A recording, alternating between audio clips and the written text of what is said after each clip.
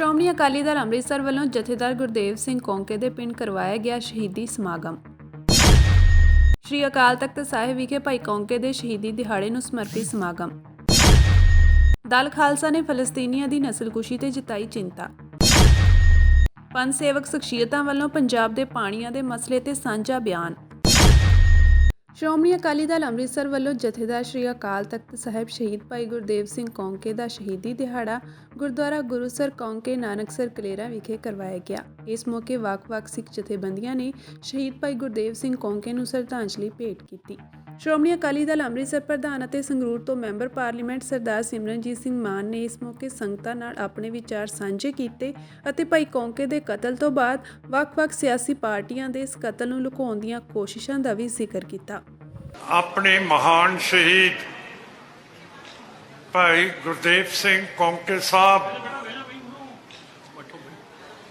ਦੀ ਬਰਸੀ ਤੇ ਆਏ ਹੈ। ਕੌਂਕੇ ਸਾਹਿਬ ਬਹੁਤ ਬਹਾਦਰ ਸਿੱਖ ਸੀਗੇ, ਬਹੁਤ ਵੱਡੀ ਉਹਨਾਂ ਦੀ ਸੋਚ ਸੀਗੀ। ਅਕਾਲ ਤਖਤ ਸਾਹਿਬ ਦੇ ਜਥੇਦਾਰ ਬਣੇ ਔਰ ਸਿੱਖ ਕੌਮ ਦਾ ਪ੍ਰਚਾਰ ਕੀਤਾ। ਅੱਜ ਮੈਨੂੰ ਉਹਨਾਂ ਦੇ ਨਾਲ ਦੇ ਥੋੜੀ ਦਿਖਦੇ ਹੈ। ਬੀਬੀ ਜੀ ਆਏ ਹੈ, ਬਹੁਤ ਇਹਨਾਂ ਦੀ ਕਿਰਪਾ ਹੈ ਕਿ ਤੁਸੀਂ ਇੰਨੇ ਸਾਲ ਅਫਸੋਸ ਦੇ ਵਿੱਚ ਰਹੇ ਹੋ, ਪਰ ਸਾਥੋਂ ਕੁਛ ਹੋਇਆ ਨਹੀਂ ਕਿ ਅਸੀਂ ਕੌਂਕੇ ਸਾਹਿਬ ਨੂੰ ਇਨਸਾਫ ਦੇ ਸਕੀਏ। ਉਹਨਾਂ ਦੇ ਨਾਲ ਦੇ ਵੀ ਅੱਜ ਸਾਨੂੰ ਵਿਛੋੜਾ ਦੇ ਕੇ ਚਲੇ ਗਏ ਹੈ। ਜਿਵੇਂ ਜਥੇਦਾਰ ਪ੍ਰੀਤਮ ਸਿੰਘ ਸੀ, ਜਥੇਦਾਰ ਤਰਲੋਕ ਸਿੰਘ ਡੱਲਾ ਸੀ, ਭਾਈ ਮੱਗਤ ਸਿੰਘ ਸੀ, ਭਾਈ ਹਰਨੇਕ ਸਿੰਘ ਸਦਰਪੁਰਾ ਸੀ। ਇਹ ਸਾਰੇ ਬਾਬਾ ਕੌਂਕੇ ਸਾਹਿਬ ਦੇ ਬਹੁਤ ਨਜ਼ਦੀਕ ਦੇ ਜਥੇਦਾਰ ਸੀ। ਔਰ ਜੇ ਜਥੇਦਾਰ ਸਾਹਿਬ ਇਹਨਾਂ ਨੂੰ ਕੁਛ ਕਹਿ ਦਿੰਦੇ, ਇਹ ਪੂਰੀ ਤਰ੍ਹਾਂ ਤਸੱਲੀ ਨਾਲ ਅੰਤ ਤੱਕ ਉਹਨਾਂ ਦਾ ਹੁਕਮ ਵਜਾਉਂਦੇ ਸੀਗੇ। ਜਥੇਦਾਰ ਸਾਹਿਬ ਦੇ ਨਾਲ ਬਹੁਤ ਤਸੀਹੇ ਦਿੱਤੇ ਗਏ। ਐਸਐਸਪੀ ਘੋਟਣਾ ਸੀਗਾ, ਪਰ ਜਦੋਂ ਜਥੇਦਾਰ ਕੌਂਕੇ ਪੁਲਿਸ ਦੀ ਹਿਰਾਸਤ ਦੇ ਵਿੱਚ ਸੀਗੇ, ਉਸ ਵੇਲੇ ਜਸਕਰਨ ਸਿੰਘ ਜੀ ਵੀ ਉਸੇ ਥਾਣੇ ਦੀ ਹਿਰਾਸਤ ਦੇ ਵਿੱਚ ਸੀਗੇ। ਉਹਨਾਂ ਨੇ ਅੱਖੀਂ ਦੇਖਿਆ, ਹਾਲ ਦੱਸਿਆ। ਅਸਲੀਅਤ ਹੈ ਕਿ ਜਥੇਦਾਰ ਸਾਹਿਬ ਨੂੰ ਬਹੁਤ ਬੁਰੀ ਤਰ੍ਹਾਂ ਤਸੀਹੇ ਦੇ ਕੇ ਸ਼ਹੀਦ ਕੀਤਾ। ਜਿਹੜਾ ਐਫੀਡੇਵਿਟ ਜਸਕਰਨ ਸਿੰਘ ਜੀ ਨੇ ਦਿੱਤਾ, ਜਿਹੜਾ ਖੱਪਰ ਹੁੰਦਾ, ਖੱਪਰ ਜਾਣਦੇ ਹੋ ਤੁਸੀਂ? ਖਪੜਾ ਜਿਹਦੇ ਨਾਲ ਪੱਠੇ ਵੱਢੀ ਦੇ ਆ, ਉਹਦੇ ਨਾਲ ਜਥੇਦਾਰ ਸਾਹਿਬ ਦੇ ਟੋਟੇ ਕੀਤੇ। ਇੱਥੋਂ ਗੁੱਟ, ਇੱਥੋਂ ਕੂਹਣੀ, ਇੱਥੋਂ ਮੋਢਾ, ਇੱਥੋਂ ਲੱਤ, ਗੋਡਿਆਂ ਤੋਂ, ਫਿਰ ਪੈਰਾਂ ਤੋਂ ਟੋਟੇ ਕਰਕੇ ਉਹਨਾਂ ਨੇ ਜਿਹੜੀ ਡਾਈ ਦੀ ਬੋਰੀ ਹੁੰਦੀ ਹੈ, 2-3 ਲਿਆਂਦੀਆਂ ਸੀਗੀਆਂ, ਟੋਟੇ ਕਰਕੇ ਉਹ ਡਾਈ ਦੀਆਂ ਪਲਾਸਟਿਕ ਬੋਰੀਆਂ ਦੇ ਵਿੱਚ ਪਾਤਾ। ਤਾਂ ਇੱਥੇ ਨੇੜੇ ਦਰਿਆ ਲੱਗਦਾ ਸਤਲੁਜ, ਉੱਥੇ ਲੈ ਗਏ ਜਿੱਥੇ ਪਾਣੀ ਦੀ ਗਹਿਰਾਈ ਸੀਗੀ, ਗਹਿਰਾ ਸੀ ਪਾਣੀ।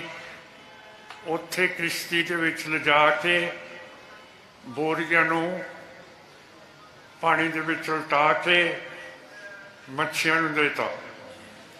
ਸੋ ਇਹੋ ਜਿਹੀ ਸ਼ਹਾਦਤ ਕੌਂਕੇ ਸਾਹਿਬ ਦੀ ਹੋਈ ਹੈ। ਇਹ ਵਾਰ-ਵਾਰ ਕਿਹਾ ਗਿਆ, ਲਿਖਿਆ ਗਿਆ, ਪੜ੍ਹਿਆ ਗਿਆ, ਸੁਣਿਆ ਗਿਆ ਕਿ ਜਥੇਦਾਰ ਸਾਹਿਬ ਨੂੰ ਕੋਟਲੇ ਨੇ ਸ਼ਹੀਦ ਕੀਤਾ, ਤਸੀਹੇ ਦੇ ਦੇ ਕੇ ਉਹਨਾਂ ਨੇ ਇਹਨਾਂ ਨੂੰ ਸ਼ਹੀਦ ਕੀਤਾ। ਇਹ ਸੱਚ ਆ। ਇਹ ਗੱਲਾਂ ਮੈਂ ਅੱਗੇ ਵੀ ਬੜੀ ਵਾਰੀ ਕਹਿੰਦਾ ਵੀ ਬਹੁਤ ਸਾਰੀਆਂ ਗੱਲਾਂ ਸਾਡੀ ਕੌਮ ਦੇ ਵਿੱਚ ਅਧੂਰੇ ਸੱਚ ਦੇ ਰੂਪ 'ਚ ਪ੍ਰਚਾਰੀਆਂ ਜਾਂਦੀਆਂ। ਜਿਵੇਂ ਮੇਰੇ ਤੋਂ ਪਹਿਲਾਂ ਬੋਲ ਕੇ ਗਏ ਨੇ ਨਾ ਵੀ ਸਰਕਾਰ ਕੁਝ ਗੱਲਾਂ ਪ੍ਰਚਾਰਦੀ ਹੈ ਜਾਂ ਕੁਝ ਉੱਦਾਂ ਹੀ ਅਸੀਂ ਬੇਸਮਝੀ 'ਚੋਂ ਕਈ ਚੀਜ਼ਾਂ ਜਿਹੜੀਆਂ ਹੈ ਨਾ ਉਹ ਲੈ ਆਉਂਦੇ। ਬੇਈਮਾਨੀ 'ਚੋਂ ਨਹੀਂ ਹੁੰਦੀਆਂ। ਬੇਈਮਾਨੀ ਤੇ ਬੇਸਮਝੀ ਦੋ ਅਲੱਗ-ਅਲੱਗ ਚੀਜ਼ਾਂ ਨੇ। ਬੇਸਮਝੀ ਕਈ ਵਾਰੀ ਭੋਲਾਪਨ ਵੀ ਹੁੰਦਾ ਸਾਡਾ। ਸੋ ਬੇਈਮਾਨੀ ਨਹੀਂ ਗੀ ਜਦੋਂ ਅਸੀਂ ਇਹ ਕਹਿੰਦੇ ਆ ਕਿ ਸਵਰਨ ਸਿੰਘ ਕੋਟਲੇ ਨੇ ਸ਼ਹੀਦ ਕੀਤਾ, ਤੇ ਇਹ ਝੂਠ ਬਣੇਗਾ। ਪਰ ਮੈਂ ਸਮਝਦਾ ਕਿ ਅਧੂਰਾ ਸੱਚ ਹੈ।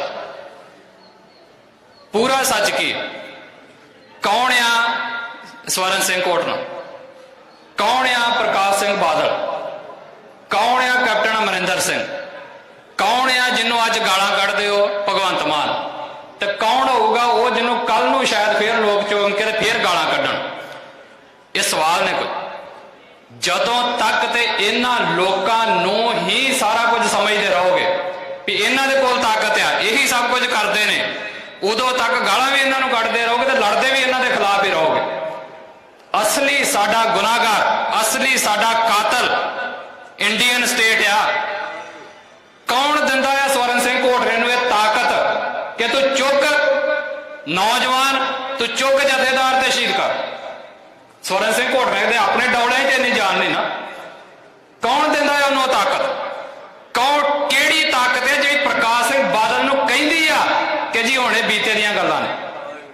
ਕਿਹੜੀ ਤਾਕਤ ਆ ਉਹ? ਕਿਹੜੀ ਤਾਕਤ ਆ ਜਿਹੜੀ ਕੈਪਟਨ ਅਮਰਿੰਦਰ ਸਿੰਘ ਦੇ ਸਮਿਆਂ ਤੇ ਵੀ ਤੇ ਰਿਪੋਰਟ ਪਈ ਰਹੀ ਹੈ ਨਾ? ਕਿਹੜੀ ਤਾਕਤ ਹੈ ਜਿਹੜੀ ਕਹਿੰਦੀ ਵੀ ਇਸ ਫਾਈਲ ਨੂੰ ਹੱਥ ਨਾ ਲਾਈ? ਤੇ ਤੁਸੀਂ ਵੇਖਿਓ, ਮੰਨੋ ਅੱਜ ਭਾਵੇਂ ਨਾ ਮੰਨੋ, 5 ਸਾਲ ਇਹ ਸਰਕਾਰ ਦੇ ਬੀਤ ਜਾਣੇ ਆ, ਹੋਣਾ ਫਿਰ ਕੁਝ ਨਹੀਂ।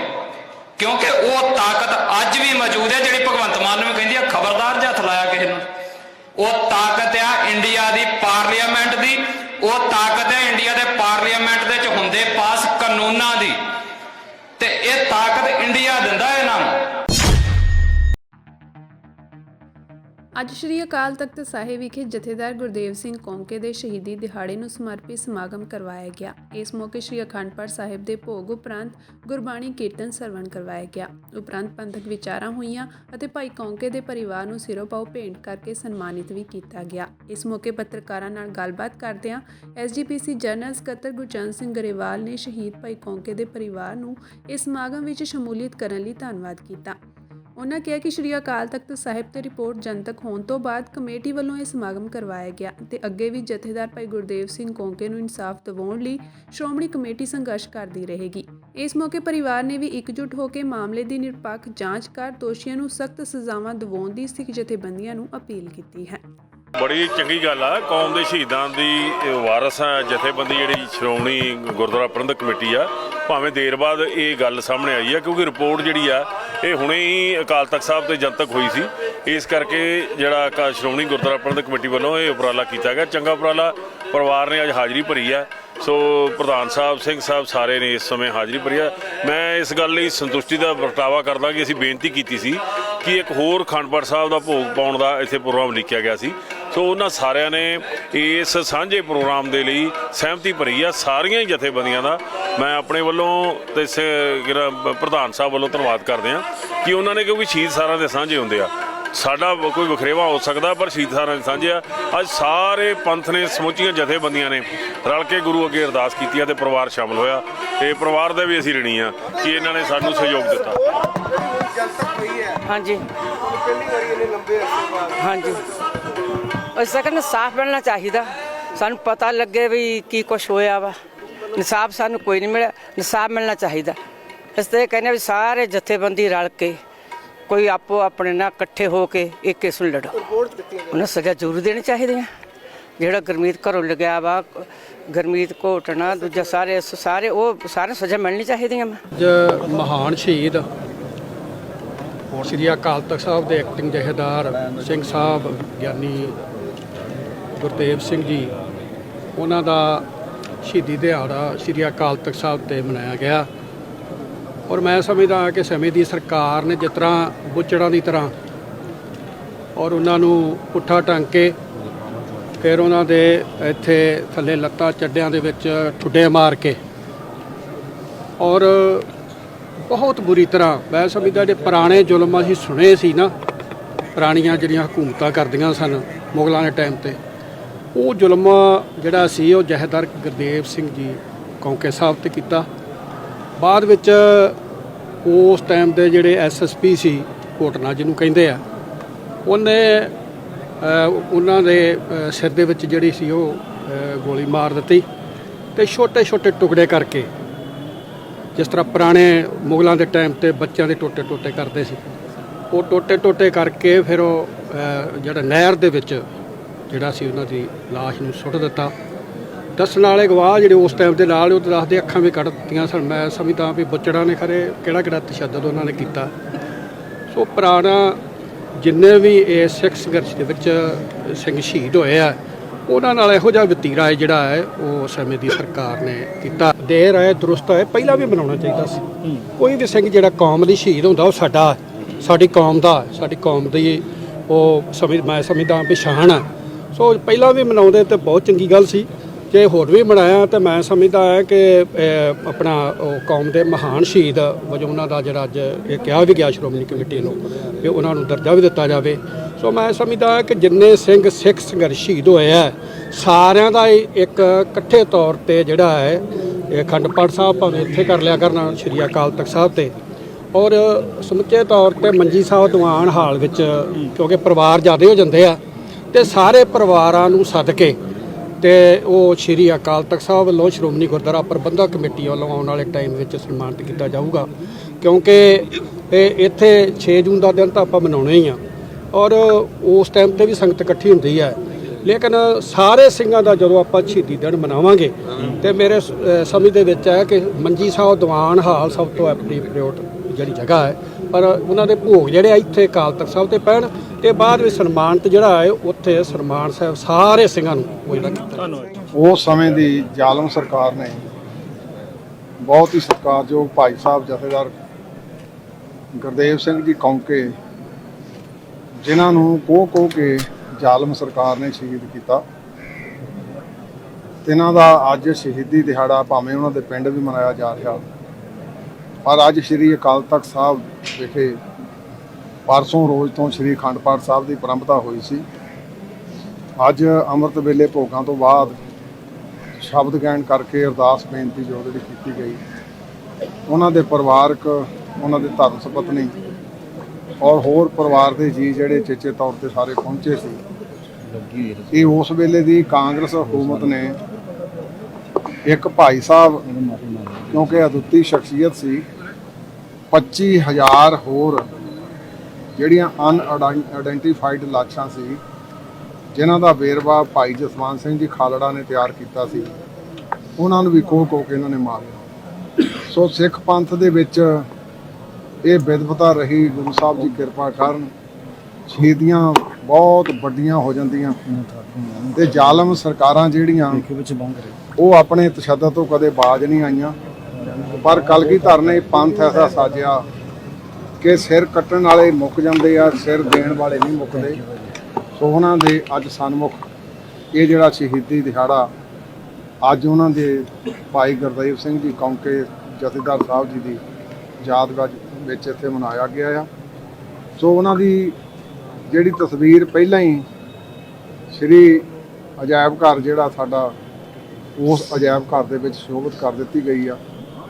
ਤੇ ਮੈਂ ਸ਼੍ਰੋਮਣੀ ਗੁਰਦੁਆਰਾ ਪ੍ਰਬੰਧਕ ਕਮੇਟੀ ਵੱਲੋਂ ਤਖਤ ਸ੍ਰੀ ਅਕਾਲ ਤਖਤ ਸਾਹਿਬ ਜੀ ਦੇ ਜਥੇਦਾਰ ਸਾਹਿਬ ਤੇ ਪੰਜ ਸੰਘ ਸਾਹਿਬਾਨਾਂ ਨੂੰ ਬੇਨਤੀ ਕਰਦਾ ਕਿ ਭਾਈ ਗੁਰਦੇਵ ਸਿੰਘ ਜੀ ਜਥੇਦਾਰ ਸਾਹਿਬ ਨੂੰ ਕੌਮੀ ਸ਼ਹੀਦ ਦਾ ਜਿਹੜਾ ਆ ਉਹ ਸਤਿਕਾਰ ਦਿੱਤਾ ਜਾਵੇ, ਕਿਉਂਕਿ ਜਿਸ ਢੰਗ ਦੇ ਨਾਲ ਉਸ ਵੇਲੇ ਦੀ ਸਰਕਾਰ ਨੇ ਤੇ ਜਿਹੜੇ ਗਵਾਹ ਆ ਮੌਕੇ ਦੇ ਉਹਨਾਂ ਨੇ ਜਿਸ ਢੰਗ ਦੇ ਨਾਲ ਉਹ ਸ਼ਹੀਦੀ ਜਿਹੜੀ ਬਿਆਨ ਕੀਤੀ ਆ, ਮੈਂ ਸਮਝਦਾ ਅਜੋਕੇ ਯੁੱਗ ਦੇ ਵਿੱਚ ਇੱਕ ਬੜੀ ਵੱਡੀ ਮਿਸਾਲ ਆ। ਵਾਹਿਗੁਰੂ। ਦਲ ਖਾਲਸਾ ਨੇ ਭਾਵੁਕ ਸੁਰਾਂ ਨੂੰ ਛੇੜਦਿਆਂ ਕਿਹਾ ਕਿ 7 ਅਕਤੂਬਰ ਤੋਂ ਹੁਣ ਤੱਕ ਗਜ਼ਾ ਦੀ ਲਗਭਗ 5% ਆਬਾਦੀ ਕਤਲ, ਜ਼ਖਮੀ ਜਾਂ ਫਿਰ ਲਾਪਤਾ ਹੋ ਚੁੱਕੀ ਹੈ। ਸਾਡੀਆਂ ਸਭ ਦੀਆਂ ਅੱਖਾਂ ਸਾਹਮਣੇ ਫਲਸਤੀਨੀਆਂ ਵਿਰੁੱਧ ਨਸਲਕੁਸ਼ੀ ਕੀਤੀ ਜਾ ਰਹੀ ਹੈ ਅਤੇ ਦੁਨੀਆ ਚੁੱਪ ਹੈ। ਸੰਯੁਕਤ ਰਾਸ਼ਟਰ ਦੇ ਸਕੱਤਰ ਜਨਰਲ ਮਿਸਟਰ ਐਂਟੋਨੀਓ ਨੇ ਕਿਹਾ ਸੀ ਕਿ ਦੁਨੀਆ ਵਿੱਚ ਸਭ ਤੋਂ ਵੱਧ 5 ਵਿੱਚੋਂ 4 ਲੋਕ ਭੁੱਖੇ ਗਜ਼ਾ ਵਿੱਚ ਹਨ। ਦਲ ਖਾਲਸਾ ਨੇ ਜਾਰੀ ਇੱਕ ਬਿਆਨ ਵਿੱਚ ਹੈਰਾਨਗੀ ਜਤਾਉਂਦਿਆਂ ਪੁੱਛਿਆ ਕਿ ਕੀ ਇਹ ਵਿਸ਼ਵ ਸ਼ਕਤੀਆਂ ਅਤੇ ਅੰਤਰਰਾਸ਼ਟਰੀ ਭਾਈਚਾਰੇ ਲਈ ਆਪਣੀ ਸਾਜ਼ਿਸ਼ੀ ਚੁੱਪ ਤੋੜਨ ਅਤੇ ਗਜ਼ਾ ਵਿੱਚ ਜੰਗ ਨੂੰ ਖਤਮ ਕਰਨ ਲਈ ਦਖਲ ਦੇਣ ਲਈ ਕਾਫੀ ਨਹੀਂ ਹੈ। ਸਿੱਖ ਜਥੇਬੰਦੀ ਨੇ ਦੱਖਣੀ ਅਫਰੀਕਾ ਦੀ ਸ਼ਲਾਘਾ ਕੀਤੀ ਕਿ ਉਸਨੇ ਗਜ਼ਾ ਪੱਟੀ ਤੇ ਇਜ਼ਰਾਈਲ ਦੀ ਬੰਬਾਰੀ ਖਿਲਾਫ ਨਸਲਕੁਸ਼ੀ ਕਨਵੈਨਸ਼ਨ ਦੇ ਤਹਿਤ ਅੰਤਰਰਾਸ਼ਟਰੀ ਕੋਰਟ ਆਫ ਜਸਟਿਸ ਵਿੱਚ ਪਹੁੰਚ ਕਰਨ ਦਾ ਹੌਸਲਾ ਦਿਖਾਇਆ ਹੈ। ਸਿੱਖ ਜਥੇਬੰਦੀ ਨੇ ਅਰਦਾਸ ਕੀਤੀ ਅਤੇ ਆਸ ਜਤਾਈ ਕਿ ਫਲਸਤੀਨੀਆਂ ਦੇ ਦੁੱਖ ਦਰਦ ਅਤੇ ਤਬਾਹੀ ਇਸ ਚੱਲਦੇ ਸਾਲ ਦੇ ਅੰਤ ਨਾਲ ਖਤਮ ਹੋ ਜਾਣੀ ਚਾਹੀਦੀ ਹੈ। ਰਾਜਨੀਤਿਕ ਮਾਮਲਿਆਂ ਦੇ ਸਕੱਤਰ ਕੰਵਰਪਾਲ ਸਿੰਘ ਨੇ ਕਿਹਾ ਕਿ ਇਜ਼ਰਾਈਲ ਫਲਸਤੀਨ ਟਕਰਾਅ ਦਹਾਕਿਆਂ ਤੋਂ ਲਟਕ ਰਿਹਾ ਹੈ ਅਤੇ ਫਲਸਤੀਨੀ ਹਰ ਰੋਜ਼ ਮਰਦੇ ਆ ਰਹੇ ਹਨ ਅਤੇ ਅਣਗਿਣਤ ਦੁੱਖਾਂ ਤੇ ਤਕਲੀਫਾਂ ਦਾ ਸਾਹਮਣਾ ਕਰ ਰਹੇ ਹਨ। ਪਰ ਫਿਰ ਵੀ ਅਮਰੀਕਾ ਤੇ ਹੋਰ ਸ਼ਕਤੀਸ਼ਾਲੀ ਦੇਸ਼ਾਂ ਦੀਆਂ ਸਰਕਾਰਾਂ ਇਸ ਝਗੜੇ ਦਾ ਹੱਲ ਲੱਭਣ ਲਈ ਗੰਭੀਰ ਨਹੀਂ ਹਨ। ਉਨ੍ਹਾਂ ਕਿਹਾ ਕਿ ਗਜ਼ਾ ਵਿੱਚ ਲਗਭਗ 22,000 ਨਾਗਰਿਕਾਂ, 9,000 ਬੱਚਿਆਂ, 130 ਸੰਯੁਕਤ ਰਾਸ਼ਟਰ ਸਹਾਇਤਾ ਕਰਮਚਾਰੀਆਂ ਅਤੇ 100 ਪੱਤਰਕਾਰਾਂ ਦੀਆਂ ਹੱਤਿਆਵਾਂ ਦੇ ਵਿਰੋਧ ਵਿੱਚ ਦੁਨੀਆ ਭਰ ਦੇ ਲੋਕ 7 ਅਕਤੂਬਰ ਤੋਂ ਸੜਕਾਂ ਤੇ ਵਿਰੋਧ ਵਿੱਚ ਉਤਰੇ ਹੋਏ ਹਨ। ਪਰ ਸਿਤਮ ਦੀ ਗੱਲ ਹੈ ਕਿ ਹੰਕਾਰ ਨਾਲ ਭਰਿਆ ਇਜ਼ਰਾਈਲ ਕਿਸੇ ਦੀ ਵੀ ਸੁਣ ਨਹੀਂ ਰਿਹਾ। ਉਨ੍ਹਾਂ ਕਿਹਾ ਕਿ ਫਲਸਤੀਨ ਅਤੇ ਇਜ਼ਰਾਈਲ ਦਰਮਿਆਨ ਸਥਾਈ ਸ਼ਾਂਤੀ ਬਣਾਉਣ ਲਈ ਪਹਿਲ ਕਰਨ ਦੀ ਬਜਾਏ ਅਮਰੀਕਾ ਬਦਕਿਸਮਤੀ ਨਾਲ ਹਮਲਾਵਰ ਇਜ਼ਰਾਈਲ ਵੱਲ ਪੂਰੀ ਤਰ੍ਹਾਂ ਨਾਲ ਝੁਕਿਆ ਹੋਇਆ ਹੈ। ਉਨ੍ਹਾਂ ਅਮਰੀਕਾ ਨੂੰ ਸੰਬੋਧਨ ਹੁੰਦਿਆਂ ਕਿਹਾ ਕਿ ਇਹ ਵਿਸ਼ਵ ਪੁਲਿਸਮੈਨ ਲਈ ਆਤਮ ਨਿਰੀਖਣ ਕਰਨ ਅਤੇ ਇੱਕ ਸੰਤੁਲਿਤ ਭੂਮਿਕਾ ਨਿਭਾਉਣ ਦਾ ਸਮਾਂ ਹੈ। ਬੀਤੇ ਕੱਲ੍ਹ ਰੂਸੀ ਮਿਸਾਈਲ ਨਾਲ ਦਰਜਨਾਂ ਯੂਕਰੇਨੀ ਬੇਕਸੂਰ ਲੋਕਾਂ ਦੇ ਮਾਰੇ ਜਾਣ ਦੀ ਨਿੰਦਾ ਕਰਨ ਵਾਲੇ ਅਮਰੀਕੀ ਬਿਆਨ ਦਾ ਹਵਾਲਾ ਦਿੰਦਿਆਂ ਦਲ ਖਾਲਸਾ ਆਗੂ ਨੇ ਕਿਹਾ ਕਿ ਜੇਕਰ ਅਮਰੀਕਾ ਅੰਤਰਰਾਸ਼ਟਰੀ ਕਾਨੂੰਨਾਂ, ਜੰਗੀ ਕਾਨੂੰਨਾਂ ਅਤੇ ਮਾਨਵਤਾਵਾਦੀ ਕਾਨੂੰਨਾਂ ਨੂੰ ਮੰਨਦਾ ਹੈ ਤਾਂ ਉਸ ਨੂੰ ਜਿੱਥੇ ਕਿਤੇ ਵੀ ਇਹਨਾਂ ਦੀ ਉਲੰਘਣਾ ਹੁੰਦੀ ਹੈ, ਇਸ ਦੀ ਨਿਰਪੱਖਤਾ ਨਾਲ ਸਖਤ ਵਿਰੋਧਤਾ ਕਰਨੀ ਚਾਹੀਦੀ ਹੈ। ਉਨ੍ਹਾਂ ਕਿਹਾ ਕਿ ਅਸੀਂ 5 ਅੱਖਾਂ ਦੇ ਨਾਮ ਹੇਠ ਜਾਣੇ ਜਾਂਦੇ 5 ਪ੍ਰਭਾਵਸ਼ਾਲੀ ਦੇਸ਼ਾਂ ਨੂੰ ਅਪੀਲ ਕਰਦੇ ਹਾਂ ਕਿ ਉਹ ਆਪਣੇ ਸਿਆਸੀ ਫੈਸਲਿਆਂ ਨੂੰ ਸਿਰਫ ਸੁਰੱਖਿਆ ਮੁੱਦਿਆਂ ਜਾਂ ਭੂ ਰਾਜਨੀਤਿਕ ਹਿੱਤਾਂ ਤੇ ਹੀ ਨਹੀਂ, ਸਗੋਂ ਮਨੁੱਖੀ ਅਧਿਕਾਰਾਂ ਤੇ ਕਦਰਾਂ ਕੀਮਤਾਂ ਤੇ ਆਧਾਰਿਤ ਕਰਨ। ਉਨ੍ਹਾਂ ਨੇ ਕਿਹਾ ਕਿ ਜੰਗ ਨੂੰ ਫੌਰੀ ਮੁਅੱਤਲ ਕਰਨ ਅਤੇ ਇਜ਼ਰਾਈਲ ਫਲਸਤੀਨ ਵਿਵਾਦ ਦਾ ਪੱਕਾ ਹੱਲ ਹੀ ਇਸ ਖੇਤਰ ਵਿੱਚ ਸਥਾਈ ਸ਼ਾਂਤੀ ਦਾ ਇੱਕੋ ਇੱਕ ਰਾਹ ਹੈ। ਪੰਥ ਸੇਵਕ ਸ਼ਖਸੀਅਤਾਂ ਨੇ ਅੱਜ ਇੱਕ ਸਾਂਝੇ ਬਿਆਨ ਰਾਹੀਂ ਕਿਹਾ ਹੈ ਕਿ 5 ਦਰਿਆਵਾਂ ਦੀ ਧਰਤੀ ਪੰਜਾਬ ਇਸ ਵੇਲੇ ਇੰਡੀਆ ਦੀਆਂ ਨਵ ਬਸਤੀਵਾਦੀ ਨੀਤੀਆਂ ਕਾਰਨ ਪਾਣੀ ਦੇ ਗੰਭੀਰ ਸੰਕਟ ਦੇ ਸਨਮੁਖ ਹੈ। ਅੰਤਰਰਾਸ਼ਟਰੀ ਨਿਯਮਾਂ ਅਤੇ ਰਿਪੇਰੀਅਨ ਸਿਧਾਂਤ ਅਨੁਸਾਰ ਰਾਵੀ, ਬਿਆਸ ਅਤੇ ਸਤਲੁਜ ਦਰਿਆਵਾਂ ਦੇ ਪਾਣੀ ਉੱਤੇ ਪੰਜਾਬ ਦਾ ਮਾਲਕੀ ਹੱਕ ਹੈ। ਰਾਜਸਥਾਨ, ਦਿੱਲੀ ਅਤੇ ਹਰਿਆਣਾ ਨਾ ਤਾਂ ਇਹਨਾਂ ਦਰਿਆਵਾਂ ਦੇ ਤੱਟਵਰਤੀ ਰਿਪੇਰੀਅਨ ਰਾਜ ਹਨ ਅਤੇ ਨਾ ਹੀ ਪੰਜਾਬ ਦੇ ਦਰਿਆਵਾਂ ਦੇ ਖੇਤਰ ਹਨ। ਇਨ੍ਹਾਂ ਰਾਜਾਂ ਦਾ ਨਾ ਤਾਂ ਪੰਜਾਬ ਦੇ ਦਰਿਆਈ ਪਾਣੀਆਂ 'ਤੇ ਕੋਈ ਕਾਨੂੰਨੀ ਹੱਕ ਬਣਦਾ ਹੈ ਅਤੇ ਨਾ ਹੀ ਪੰਜਾਬ ਕੋਲ ਇਹਨਾਂ ਨੂੰ ਦੇਣ ਯੋਗਾ ਵਾਧੂ ਪਾਣੀ ਹੈ। ਉਨ੍ਹਾਂ ਕਿਹਾ ਕਿ ਮੌਜੂਦਾ ਸਮੇਂ ਜਦੋਂ ਪੰਜਾਬ ਆਪ ਹੀ ਪਾਣੀ ਦੀ ਥੁੜ ਦੀ ਮਾਰ ਚੱਲ ਰਿਹਾ ਹੈ ਤਾਂ ਅਜਿਹੇ ਵਿੱਚ ਸਤਲੁਜ ਯਮੁਨਾ ਲਿੰਕ ਨਹਿਰ ਬਣਾ ਕੇ ਪੰਜਾਬ ਦਾ ਹੋਰ ਦਰਿਆਈ ਪਾਣੀ ਗੈਰ ਤੱਟਵਰਤੀ ਸੂਬਿਆਂ ਨੂੰ ਦੇਣ ਦਾ ਫੈਸਲਾ ਕਰਨਾ ਪੰਜਾਬ ਵਿਰੁੱਧ ਕਾਲੇ ਵਾਰੰਟ ਜਾਰੀ ਕਰਨ ਦੇ ਤੁਲ ਹੋਵੇਗਾ। ਇਸ ਬਿਆਨ ਵਿੱਚ ਭਾਈ ਦਲਜੀਤ ਸਿੰਘ, ਭਾਈ ਨਾਰਾਇਣ ਸਿੰਘ, ਭਾਈ ਲਾਲ ਸਿੰਘ ਅਕਾਲਗੜ੍ਹ, ਭਾਈ ਭੁਪਿੰਦਰ ਸਿੰਘ ਭਲਵਾਨ, ਭਾਈ ਸਤਨਾਮ ਸਿੰਘ ਖੰਡੇਵਾਲਾ, ਭਾਈ ਰਜਿੰਦਰ ਸਿੰਘ ਮੁਗਲਵਾਲ, ਭਾਈ ਸਤਨਾਮ ਸਿੰਘ ਝੰਜੀਆਂ, ਭਾਈ ਅਮਰੀਕ ਸਿੰਘ ਈਸੜੂ, ਭਾਈ ਹਰਦੀਪ ਸਿੰਘ ਮਹਿਰਾਜ, ਭਾਈ ਮਨਜੀਤ ਸਿੰਘ ਫਗਵਾੜਾ ਅਤੇ ਭਾਈ ਸੁਖਦੇਵ ਸਿੰਘ ਡੋਟ ਨੇ ਕਿਹਾ ਕਿ ਮੌਜੂਦਾ ਸਥਿਤੀ ਵਿੱਚ ਜੇਕਰ ਕੇਂਦਰ ਸਰਕਾਰ ਪੰਜਾਬ ਦੇ ਕੁਦਰਤੀ ਸਰੋਤ ਪਾਣੀ ਦੀ ਲੁੱਟ ਕਰਨ ਦੀ ਨੀਤੀ ਨੂੰ ਅੱਗੇ ਵਧਾਉਂਦਿਆਂ SYL ਨਹਿਰ ਜਬਰੀ ਬਣਾਉਣ ਦਾ ਫੈਸਲਾ ਥੋਪਦੀ ਹੈ ਤਾਂ ਪੰਜਾਬ ਦੇ ਲੋਕਾਂ ਲਈ ਇੱਕੋ ਇੱਕ ਸੰਘਰਸ਼ ਦਾ ਰਸਤਾ ਹੀ ਬਚਦਾ ਹੈ, ਜਿਸ ਵਾਸਤੇ ਤਿਆਰ ਰਹਿਣਾ ਚਾਹੀਦਾ ਹੈ। ਪੰਜਾਬ ਦੇ ਦਰਿਆਈ ਪਾਣੀਆਂ ਦੀ ਜੱਦੋ-ਜਹਿਦ ਪੰਜਾਬ ਦੀ ਸੱਭਿਅਤਾ ਦੀ ਹੋਂਦ ਬਚਾਈ ਰੱਖਣ ਦੀ ਲੜਾਈ ਹੈ, ਜਿਸ ਲਈ ਪੂਰੇ ਸਮਾਜ ਨੂੰ ਇਕਜੁੱਟ ਹੋਣਾ ਚਾਹੀਦਾ ਹੈ। ਪੰਥ ਸੇਵਕਾਂ ਨੇ ਕਿਹਾ ਕਿ ਕੇਂਦਰ ਦੀਆਂ ਸਰਕਾਰਾਂ ਵੱਲੋਂ ਸੱਤਾ ਦੀ ਦੁਰਵਰਤੋਂ ਕਰਦਿਆਂ ਮਨਮਾਨੇ ਢੰਗ ਨਾਲ ਦਿੱਤੇ ਗਏ ਸਾਰੇ ਅਵਾਰਡ, ਠੋਸੇ ਗਏ ਸਮਝੌਤੇ ਅਤੇ ਰਿਪੇਰੀਅਨ ਸਿਧਾਂਤ ਨੂੰ ਅੱਖੋਂ ਪਰੋਖੇ ਕਰਕੇ ਨਿਆਂਪਾਲਿਕਾ ਵੱਲੋਂ ਕੀਤੇ ਗਏ ਗੈਰ ਕਾਨੂੰਨੀ ਆਦੇਸ਼ ਤੇ ਹੁਕਮ ਪੰਜਾਬ ਨਾਲ ਸਰੀਹਣ ਧੱਕੇਸ਼ਾਹੀ ਹਨ। ਇਸ ਅਨਿਆਈ ਵਰਤਾਰੇ ਨੂੰ ਪੰਜਾਬ ਦੇ ਲੋਕਾਂ ਨੇ ਨਾ ਤਾਂ ਕਦੇ ਪ੍ਰਵਾਨ ਕੀਤਾ ਹੈ ਅਤੇ ਨਾ ਹੀ ਕਦੇ ਕਰਨਗੇ। ਸਾਂਝੇ ਬਿਆਨ ਵਿੱਚ ਕਿਹਾ ਗਿਆ ਹੈ ਕਿ ਪੰਜਾਬ ਦੇ ਦਰਿਆਈ ਪਾਣੀਆਂ ਦੇ ਮਾਮਲੇ ਵਿੱਚ ਸਿਆਸੀ ਪਾਰਟੀਆਂ ਤੇ ਪੰਜਾਬ ਦੀਆਂ ਸਰਕਾਰਾਂ ਪੰਜਾਬ ਦੇ ਹਿੱਤਾਂ ਦੀ ਰਾਖੀ ਕਰਨ ਵਿੱਚ ਨਾਕਾਮ ਰਹੀਆਂ ਹਨ। ਬੀਤੇ ਦੇ ਤਜਰਬੇ ਨੂੰ ਵੇਖਦਿਆਂ ਇਹਨਾਂ ਤੋਂ ਪੰਜਾਬ ਦੇ ਹਿੱਤਾਂ ਦੀ ਰਾਖੀ ਦੀ ਉਮੀਦ ਨਹੀਂ ਰੱਖੀ ਜਾ ਸਕਦੀ। ਪਹਿਲਾਂ ਵੀ SYL ਨਹਿਰ ਇਹਨਾਂ ਸਿਆਸੀ ਪਾਰਟੀਆਂ ਕਰਕੇ ਨਹੀਂ ਬਲਕਿ ਖਾੜਕੂ ਯੋਧਿਆਂ ਦੇ ਕਾਰਨਾਮਿਆਂ ਤੇ ਕੁਰਬਾਨੀਆਂ ਕਰਕੇ ਬੰਦ ਹੋਈ ਸੀ। ਪੰਥ ਸੇਵਕ ਸ਼ਖਸੀਅਤਾਂ ਨੇ ਕਿਹਾ ਕਿ ਇੰਡੀਆ ਦੇ ਮੌਜੂਦਾ ਨਿਜ਼ਾਮ ਤਹਿਤ ਵਿਧਾਨਪਾਲਿਕਾ ਕਾਨੂੰਨ ਅਤੇ ਅਦਾਲਤੀ ਫੈਸਲਿਆਂ ਦੀ ਵਰਤੋਂ ਲੋਕ ਮਾਰੂ ਸਿਆਸੀ ਮੁਫਾਦਾਂ ਨੂੰ ਸਰ ਕਰਨ ਲਈ ਹੋ ਰਹੀ ਹੈ। ਅਜਿਹੇ ਵਿੱਚ SYL ਨਹਿਰ ਦੇ ਮਾਮਲੇ ਵਿੱਚ ਭਾਰਤੀ ਸੁਪਰੀਮ ਕੋਰਟ ਵਿੱਚ ਹੋਣ ਵਾਲੀ ਸੁਣਵਾਈ ਤੋਂ ਪੰਜਾਬ ਦੇ ਹਿੱਤਾਂ ਦੀ ਰਾਖੀ ਦੀ ਉਮੀਦ ਨਹੀਂ ਹੈ। ਦੂਜੇ ਪਾਸੇ ਕੇਂਦਰ ਸਰਕਾਰ ਤੇ ਬਿਪਰਵਾਦੀ ਭਾਜਪਾ ਵਿਵਾਦਿਤ SYL ਨਹਿਰ ਦਾ ਮਸਲਾ ਮੁੜ ਭਖਾ ਕੇ ਪੰਜਾਬ ਵਿਰੁੱਧ ਬਿਰਤਾਂਤ ਖੜਾ ਕਰਨਾ ਚਾਹੁੰਦੀ ਹੈ ਤਾਂ ਕਿ ਕਿਸਾਨੀ ਸੰਘਰਸ਼ ਦੌਰਾਨ ਬਣੀ ਪੰਜਾਬ ਦੀ ਸਾਖ ਤੇ ਦੂਜੇ ਸੂਬਿਆਂ ਖਾਸ ਕਰਕੇ ਹਰਿਆਣੇ ਨਾਲ ਉਭਰੀ ਭਾਈਚਾਰਕ ਸਾਂਝ ਨੂੰ ਤੋੜ ਸਕੇ।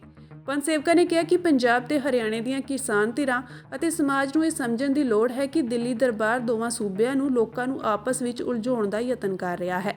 ਇਸ ਲਈ ਇਸ ਮਸਲੇ ਨੂੰ ਨਾਜ਼ੁਕਤਾ ਨਾਲ ਨਜਿੱਠਣ ਦੀ ਲੋੜ ਹੈ।